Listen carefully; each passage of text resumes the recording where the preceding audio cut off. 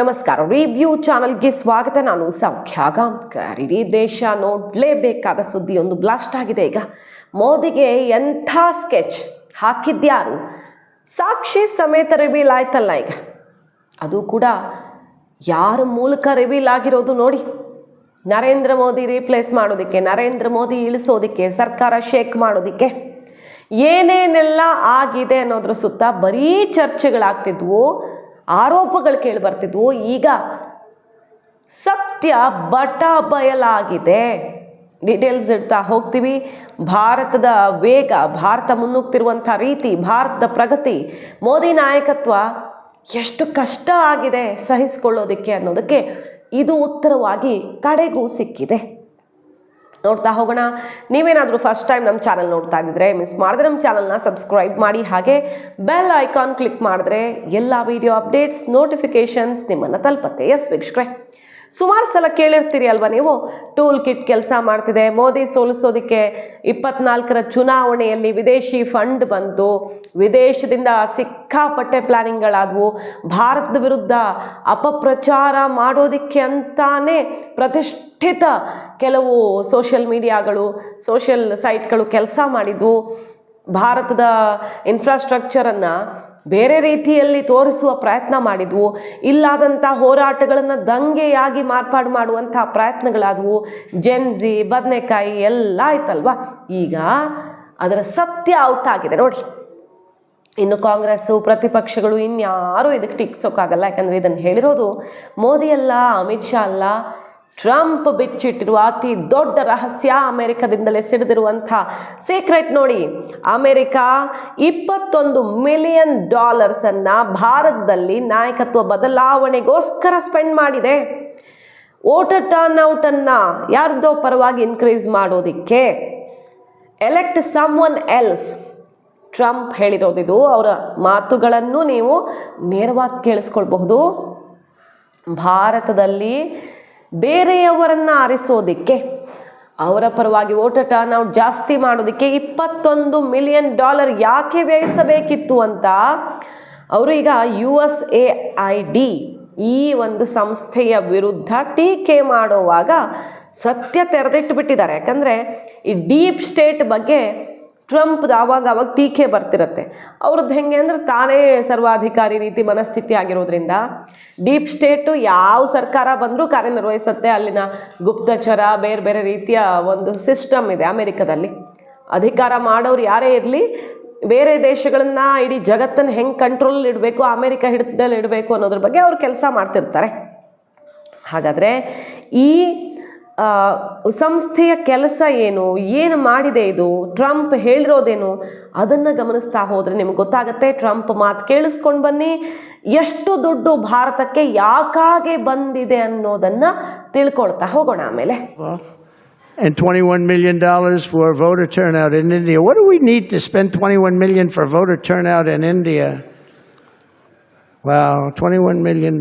I guess they were trying to get somebody else elected. Well, we ought to tell the Indian government, because when we hear that Russia spent about $2 in our country, it was a big deal, right?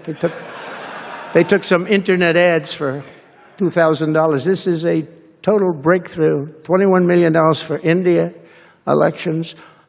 ನೋಡಿ, ಅಮೆರಿಕದ ಒಂದು ಸಂಸ್ಥೆ ಇದು, United States Agency for International Development, USAID. International ಡೆವಲಪ್ಮೆಂಟ್ಗೆ ಅಂತಾನೆ ಬೇರೆ ಬೇರೆ ರೀತಿಯಲ್ಲಿ ಫಂಡ್ ಕೊಡೋದಕ್ಕೆ ಅಮೆರಿಕ ಸರ್ಕಾರದ್ದೇ, ಬಟ್ ಒಂದು ಸ್ವತಂತ್ರ ಸಂಸ್ಥೆ ಇದು.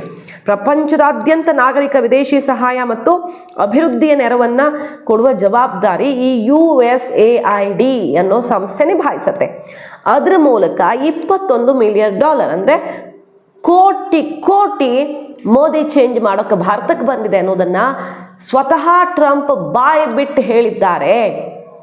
ಇದೇ USAID ತನ್ನನ್ನೂ ಕೂಡ ಹಿಂದೆ ಬದಲಿಸೋದಕ್ಕೆ ಕೆಲಸ ಮಾಡಿತ್ತು. 2020ರಲ್ಲಿ ಟ್ರಂಪ್ ಅಧಿಕಾರದಿಂದ ಇಳಿಸೋದಕ್ಕೂ ಇದು ಕೆಲಸ ಮಾಡಿತ್ತು. ಈಗ ಭಾರತದಲ್ಲೂ ಕೂಡ ಮೋದಿ ನಾಯಕತ್ವ ಬದಲಾಯಿಸೋದಕ್ಕೆ ಕೆಲಸ ಮಾಡಿದೆ ಅನ್ನೋದನ್ನು ಟ್ರಂಪ್ ತೆರೆದಿಟ್ಟಿದ್ದು.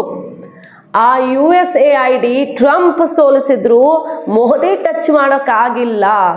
ಮೋದಿ ಅಂದುಕೊಂಡಂತಹ ನಂಬರ್ ಸಿಗದೆ ಹೋಗಬಹುದು, 400 380 ಗಡಿ ದಾಟಿ ಹೋಗುವಂತಹ ನಮೋ ಕನಸು ನನಸಾಗದೆ ಇರಬಹುದು. ಆದರೆ ಟ್ರಂಪ್ ಸೋಲಿಸಿದ್ದಂತಹ ಸಂಸ್ಥೆ ನರೇಂದ್ರ ಮೋದಿ ಸೋಲಿಸುವಲ್ಲಿ ವಿಫಲವಾಗಿದೆ. ಅಂದರೆ ಜನಾಭಿಪ್ರಾಯ ಅದನ್ನು ಸುನಾಮಿ ಅಂತೆ ಕೊಚ್ಕೊಂಡು ಹೋಗೋ ರೀತಿಯಲ್ಲಿ ಮಾಡಿದೆ ಅನ್ನೋದು ಕೂಡ ಈಗ ಸ್ಪಷ್ಟವಾಗಿ ಕಾಣಿಸ್ತಾ ಇದೆ. ನೋಡಿ, ಈ ಸಂಸ್ಥೆ ಬಹಳ ಹಿಂದೆನೇ ಸ್ಥಾಪನೆ ಆಗಿರೋದು ಅಮೆರಿಕದಲ್ಲಿ.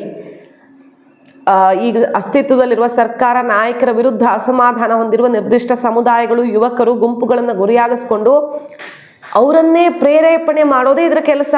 ಮತದಾರರ ಜಾಗೃತಿ ಹೆಸರಲ್ಲಿ ಅಜೆಂಡಾ ಪ್ರಚಾರ ಮಾಡೋದು. ಟ್ರಂಪ್ ಹೇಳಿರೋ ರೀತಿಯಲ್ಲಿ $21 ಮಿಲಿಯನ್ ಹಣ ಮತದಾನದ ಪ್ರಮಾಣ ಹೆಚ್ಚಿಸೋದಿಕ್ಕೆ ಬಳಸಲಾಗಿದೆ ಅಂತ ಸ್ಪಷ್ಟವಾಗಿ ಅವರು ಹೇಳ್ತಾ ಇದ್ದಾರೆ. ಅಂದರೆ ಇದು ಆನ್ ದಿ ರೆಕಾರ್ಡ್ ಇರೋದು. ಯಾಕಂದರೆ ಅದು ಸರ್ಕಾರದ್ದೇ ಸ್ವತಂತ್ರ ಸಂಸ್ಥೆ. ಆನ್ ದಿ ರೆಕಾರ್ಡ್ ಇಷ್ಟು ಬಂದಿದೆ ಅಂದರೆ ಇನ್ನು ಆಫ್ ದಿ ರೆಕಾರ್ಡು ಅಮೆರಿಕದಿಂದ ಎಷ್ಟು ಬಂದಿರಬಹುದು ಭಾರತಕ್ಕೆ. ಮಾಧ್ಯಮಗಳು, ಸಾಮಾಜಿಕ ಜಾಲತಾಣಗಳನ್ನು ಕಂಟ್ರೋಲಿಗೆ ತಗೊಳ್ಳೋದು, ಇವರು ಸ್ವತಂತ್ರ ಪತ್ರಿಕೋದ್ಯಮ, ಫ್ಯಾಕ್ಟ್ ಚೆಕ್ಕಿಂಗ್ ಸಂಸ್ಥೆಗಳಿಗೆ ಧನ ಸಹಾಯ ಮಾಡೋದು, ಹಾಲಿ ಸರ್ಕಾರದ ವಿರುದ್ಧ ನರೇಟಿವನ್ನು ಬಿಲ್ಡ್ ಮಾಡೋದು, ಇಂತಹ ಕೆಲಸ ಮಾಡೋದೇ ಇವರು ಒಂದು ಇದು ಹಳೆಯ ಕಾಲದಿಂದ ನಡ್ಕೊಂಡು ಬಂದಿರೋದು.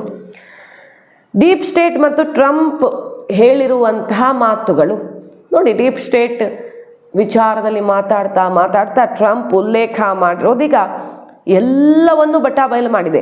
CIA, FBI, ಮಿಲಿಟರಿ ಅಧಿಕಾರಿಗಳು, USAID ಎಲ್ಲರೂ ಸೇರಿಕೊಂಡು ನರೇಂದ್ರ ಮೋದಿ ಹೇಗೆ ಟಾರ್ಗೆಟ್ ಮಾಡಿದ್ರು ಮತ್ತು ಭಾರತದ ಒಳಗಿನವರು ಮತ್ತು ಅಮೆರಿಕದವರು, ಜಗತ್ತಿನ ವಿವಿಧ ಕಡೆಯವರು, ಚೀನಾದವರು ಇರಬಹುದು, ಯಾರು ಗೊತ್ತು, ಯಾರ್ಯಾರು ಇಲ್ಲಿನ ಯಾರ ಪರವಾಗಿ ಕೆಲಸ ಮಾಡಿದ್ರು ಅನ್ನೋದೆಲ್ಲ ಸೀಕ್ರೆಟ್ಸು ಒಂದೊಂದೇ ಈಗ ಅಮೆರಿಕ ಅಧ್ಯಕ್ಷರ ಬಾಯಿಯಿಂದ ತೆರೆದುಕೊಂಡಿದೆಯಲ್ಲ ಅನ್ನೋದೇ ಭಾರಿ ಕುತೂಹಲಕ್ಕೆ ಕಾರಣ ಆಗಿದೆ.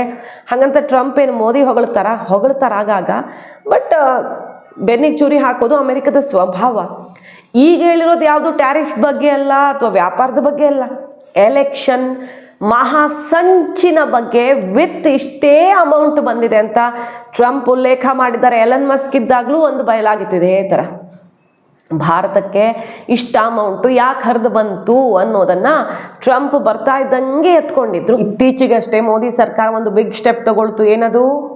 ಫಾರಿನ್ ಫಂಡು NGOಗಳಿಗೆ ಬರೋದ್ರ ಮೇಲೆ ನಿಯಂತ್ರಣ, ಅತ್ಯಂತ ಕಟ್ಟುನಿಟ್ಟಿನ ನಿಯಂತ್ರಣ. ಇನ್ನು ಮುಂದೆ ಪ್ರತಿ ಸಂಸ್ಥೆ ಕೂಡ ಕೇಂದ್ರ ಗೃಹ ಸಚಿವಾಲಯದ ನಿಯಂತ್ರಣದಲ್ಲಿರುತ್ತೆ. ಅವ್ರಿಗೆ ಬರೋ ಫಂಡ್ ವಿಚಾರದಲ್ಲಿ ಫಾರಿನ್ ಫಂಡು ಯಾರಿಂದ ಬಂತು ಅನ್ನೋದನ್ನು ಡಿಕ್ಲೇರ್ ಮಾಡಬೇಕು ಮತ್ತು ಆಯಕಟ್ಟಿನ ಜಾಗಗಳಲ್ಲಿ ವಿದೇಶಿ ಪ್ರಜೆಗಳು ಕಾರ್ಯನಿರ್ವಹಿಸ್ತಿದ್ದಾರ ಅನ್ನೋದು ಡಿಕ್ಲೇರ್ ಆಗಬೇಕು. ಮತ್ತು ಸೋಷಿಯಲ್ ಮೀಡಿಯಾ ಅಕೌಂಟ್ಗಳು ಕೇಂದ್ರ ಗೃಹ ಸಚಿವಾಲಯದ ಸ್ಕ್ಯಾನರ್ ಅಡಿಯಲ್ಲಿ ಬಂದಿದೆ. ಫಂಡ್ ತಗೊಳ್ಳೋದಕ್ಕೆ ವಿಶೇಷ ಸಮಯದಲ್ಲಿ ಏನಾದರೂ ಫಂಡ್ ಫಾರಿನಿಂದ ಬರಬೇಕಂದ್ರೆ ಅದಕ್ಕೆ ಪರ್ಮಿಷನ್ ಬೇಕು. ಮತ್ತು ಬಂದ ವಿದೇಶಿ ಹಣ ಯಾವ ರಾಜ್ಯದಲ್ಲಿ ಯಾವ ಕೆಲಸಕ್ಕೆ ಎಷ್ಟು ಉಪಯೋಗ ಆಯಿತು ಅನ್ನೋದರ ಪಕ್ಕಾ ಲೆಕ್ಕ ಕೇಂದ್ರ ಸರ್ಕಾರಕ್ಕೆ ಸಿಗತ್ತೆ. FCRA ರೂಲ್ಸನ್ನು ಸಿಕ್ಕಾಪಟ್ಟೆ ಟೈಟ್ ಮಾಡ್ತಿದೆ ಮೋದಿ ಸರ್ಕಾರ. ಇದು ಬೆಚ್ಚಿ ಬೀಳಿಸಿದೆ ಪ್ರತಿಪಕ್ಷಗಳನ್ನು. ಅದು ಯಾಕೆ ಅಂತ ಗೊತ್ತೇ ಆಗಲಿಲ್ಲ. ಅಮೆರಿಕನೋ ಇನ್ಯಾವುದೋ ರಾಷ್ಟ್ರ ಚಕಾರ ಎತ್ತಿದ್ರೆ ಅದರಲ್ಲಿ ಅರ್ಥ ಇದೆ. ಯಾಕ್ರಿ ಕೊಡಬಾರ್ದು, ಇಡೀ ಜಗತ್ತು ಕನೆಕ್ಟೆಡ್ ಅಲ್ವಾ ಅಂತ ಅವ್ರು ಪ್ರಶ್ನೆ ಮಾಡ್ತಾರೆ. ಕಾಂಗ್ರೆಸ್ ಯಾಕೆ ಪ್ರಶ್ನೆ ಮಾಡ್ತಿದೆ ಇದನ್ನು? ಮೊನ್ನೆ ವೇಣುಗೋಪಾಲ್ ಅವರು ಪ್ರಧಾನಿಗೆ ಪತ್ರ ಬರೀತಾರೆ. ಕಮ್ಯುನಿಸ್ಟರು, ಎಡಪಕ್ಷಗಳ ಹಲವಾರು ಪ್ರಮುಖರು, ಕಾಂಗ್ರೆಸ್ನವರು ಎಲ್ಲ ಖಂಡಿಸ್ತಿದ್ದಾರೆ. FCRA ರೂಲ್ಸ್ ಎಲ್ಲ ಟೈಟ್ ಮಾಡಬಾರ್ದು, NGOಗಳಿಗೆ ಫಂಡ್ ಬರದಂತೆ ಕಿತ್ಕೊಳ್ಳೋದು ನಿಜವಾಗಿಯೂ ಅವರ ಸ್ವಾತಂತ್ರ್ಯ ಕಿತ್ಕೊಂಡಂಗೆ, ಇಲ್ಲಿ ಅಭಿವ್ಯಕ್ತಿ ಸ್ವಾತಂತ್ರ್ಯ ಇಲ್ಲ ಅಂತೆಲ್ಲ ಮುಗಿಬೀಳ್ತಿದ್ದಾರೆ. ವಿದೇಶದಿಂದ ಹಣ ಕೊಡೋದೇ ಬೇಡ ಅಂತ ಹೇಳ್ತಿಲ್ಲ, ಆದರೆ ಅದು ಸ್ಕ್ಯಾನರ್ ಅಡಿಯಲ್ಲಿರುತ್ತೆ. ನೀವು ಅಕೌಂಟಬಲ್ ಅಂತ ಹೇಳ್ತಿದ್ದಾರೆ.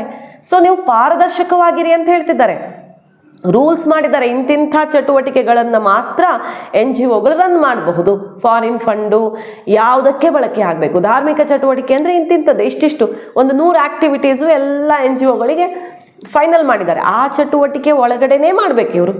ಸೊ ಭಾರತದ ಕಾನೂನು ನಿಯಮಗಳನ್ನು ಸರ್ಕಾರ, ಈ ದೇಶದ ಸರ್ಕಾರ ಸೆಟ್ ಮಾಡದೆ ಇನ್ನೇನು ಬೇರೆ ದೇಶದವ್ರು ಒಂದು ಸೆಟ್ ಮಾಡೋಕ್ಕಾಗತ್ತಾ?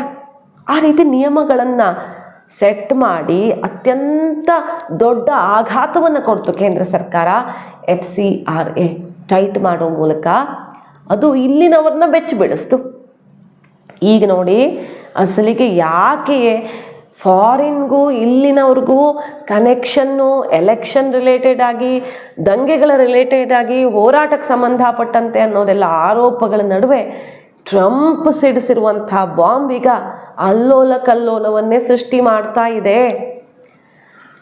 ಇತ್ತೀಚೆಗಷ್ಟೇ ಚಂದ್ರಬಾಬು ನಾಯ್ಡು ಅವರ ಪುತ್ರ ಒಂದು ಮಾತು ಹೇಳಿದ್ರು. ಏನಂತ ಹೇಳಿದ್ರು, ಆಗ TDPನೇ ಸರ್ಕಾರ ಬೀಳ್ಸಕ್ಕೆ ಪ್ಲ್ಯಾನ್ ಮಾಡಿದ್ಯಂತೆ. ವೈಸ್ ಪ್ರೆಸಿಡೆಂಟ್ VP ಮತ್ತು TDP ಅಮೇರಿಕಾದಲ್ಲಿ ಒಂದು ಮೀಟಿಂಗ್ ಮಾಡಿದಾರಂತೆ ಅನ್ನೋಲ್ಲ ಆರೋಪ ಬಂತಲ್ಲ, ನಿಜಾನ ಸರ್ ಅಂತ ಪ್ರಶ್ನೆ ಬಂದಾಗ, ಯಾಕೆ ಬರ್ತಾ ಇದೆಯೋ ಈ ಪ್ರಶ್ನೆ ಗೊತ್ತಿಲ್ಲ, ಪದೇ ಪದೇ ಬರ್ತಾನೆ ಇರುತ್ತೆ ಈ ಪ್ರಶ್ನೆ. ಎಷ್ಟು ಟೆನ್ಷನ್ ಆಗಿತ್ತು ಅಂದರೆ TDPಗೆ ನರೇಂದ್ರ ಮೋದಿ ಅವ್ರನ್ನ ಖುದ್ದಾಗಿ ಇವ್ರು ಹೋಗಿ ಭೇಟಿ ಮಾಡಿ ಆ ಥರ ಏನೂ ಇಲ್ಲ ಸರ್ ಅಂತ ಸಮಜಾಯಿಷಿ ಕೊಟ್ರಂತೆ. ಮೋದಿ ನಕ್ಕು ಬಿಟ್ರಂತೆ. ನೀವು ಫಾರಿನರ್ಸ್ನೆಲ್ಲ ಭೇಟಿ ಮಾಡಿದ್ರೆ ನನಗೇನು ಬೇಜಾರಿಲ್ಲ, ನೀವೊಬ್ಬರು ಮಿನಿಸ್ಟರ್ ಆಗಿ ಒಂದು ರಾಜ್ಯ ನಡೆಸ್ತಿರೋರಾಗಿ ಮಾಡಲೇಬೇಕಾಗತ್ತೆ, ತುಂಬ ಜನರನ್ನು ಭೇಟಿ ಮಾಡಬೇಕಾಗತ್ತೆ, ಆರಾಮಾಗಿ ಮಾಡಿ, ನನಗೆ ನಿಮ್ಮ ಬಗ್ಗೆ ಡೌಟ್ ಇದ್ದರೆ ನಾನೇ ಕಾಲ್ ಮಾಡಿ ಕೇಳ್ಕೊಳ್ತೀನಿ ಅಂತ ಬೆನ್ನು ತಟ್ಟಿ ತಮಾಷೆ ಮಾಡಿ ಕಳಿಸ್ಕೊಟ್ರಂತೆ. ಸೊ ಕಾಲಕ್ಕೆ ಭಾರತದೊಳಗಡೆ ಏನೇನಾಗ್ತಿದೆ ಅನ್ನುವ ಸುದ್ದಿಗಳು ಗಾಳಿ ಸುದ್ದಿಗಳಂತೆ ಬಂದು ಹೋಗ್ತಿರ್ತವೆ. ನಾವು ಅದನ್ನೆಲ್ಲ ರಿಪೋರ್ಟ್ ಮಾಡಿದಾಗ ಇದು ಅಂತೆ ಕಂತೆಗಳಂತೆಯೇ ಕಾಣುತ್ತೆ. ಯಾಕಂದರೆ ಯಾರು ಫೋಟೋ ಸಮೇತ ತೋರ್ಸೋಕ್ಕಾಗತ್ತೆ ಅದನ್ನ. ಈಗ ನೋಡಿ ಟ್ರಂಪ್ ಬಾಯಲ್ಲಿ ಬ್ಲಾಸ್ಟ್ ಆಗಿದೆ ಬೆಂಕಿ. ಮಾಹಿತಿ ಇಷ್ಟ ಆಗಿದ್ರೆ ಮಿಸ್ ಮಾಡಿದ್ರೆ ನಮ್ಮ ಚಾನಲ್ನ ಸಬ್ಸ್ಕ್ರೈಬ್ ಮಾಡಿ, ನಿಮ್ಮ ಅಭಿಪ್ರಾಯ ಕಮೆಂಟ್ ಮಾಡಿ ತಿಳಿಸಿ. Thank you.